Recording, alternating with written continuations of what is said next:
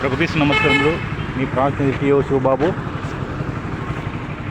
ఈ పులివెందుల సర్కిల్లో ఉన్నా నేను. పులివెందుల కోర్టు కూడా ఉంటుంది ఇక్కడ.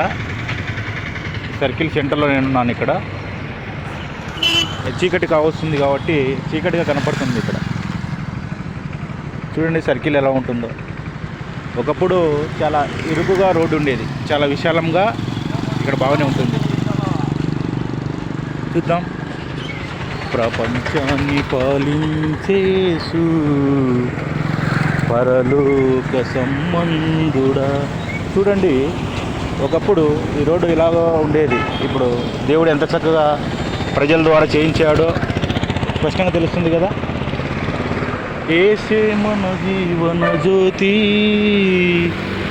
క్రీస్తే మన లోక రక్షకుడు, ప్రపంచాన్ని పాలించేసు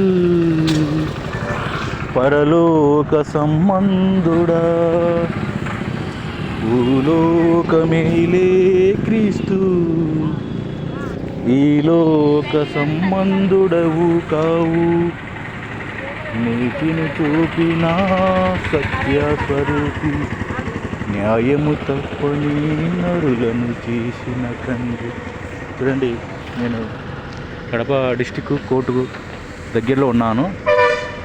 ఈ యొక్క కడప డిస్టిక్ పులివెందుల కోర్టు దగ్గరలో నేను ఉన్నాను. చూడండి ఈ కోర్టు ఎలాగుందో ఒకసారి గమనించండి. మరి చాలా సమయం అయిపోతుంది. నేను ఇక్కడ లేట్ అయింది. ఉదయం వచ్చి దేవుని వాక్యం ప్రకటించినాను. బయలుదేరుతున్నాను. దేవుడు ఎలవేళ మనకు తోడై ఉన్నాడు. ఒక వాక్యం చదువుకుందాం. ఫిలిప్ పత్రిక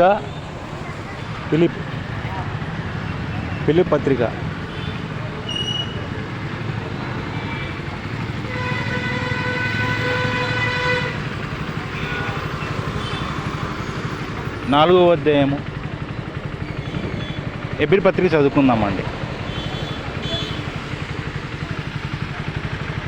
ఇంత గొప్ప సాక్షి సమూహము మేఘం వలె మనల్ని ఆవరించి ఉన్నందున మనం కూడా సులువ చిక్కులు పెట్టు పాపను విడిపించిపెట్టి విశ్వాసమునకు కర్త దాన్ని కొనసాగించేవాడైన యేసు వైపు చూస్తూ మనదైతే ఉంచబడిన పందెంలో ఓపికతో పరిగెత్తుదాం. పందెం అంటే ఆయనకు విశ్వాసంలో దేవుని యందు భయభక్తులు కలిగి ఇతరులకు మేలు చేయడం, ఆ విషయంలోనే భయభక్తులు కలిగి మనం ఉండాలి. దేవుడు ఎలవేళ మనకు తోడై ఉంటాడు. ఆయన మనకు సహాయం చేస్తాడు. దేవుడు ఎలవేళ మనకు తోడైండి మనల్ని రక్షించి కాపాడి ఆయన రాజ్యంలో చేర్చుకున్నాక. ఇది పులివెందుల సర్కిల్ సెంటర్లో నేను ఉన్నాను. God bless you. మీ ప్రాంతం టీఓ శివబాబు. మళ్ళీ కలుద్దాం. Okay, thank you.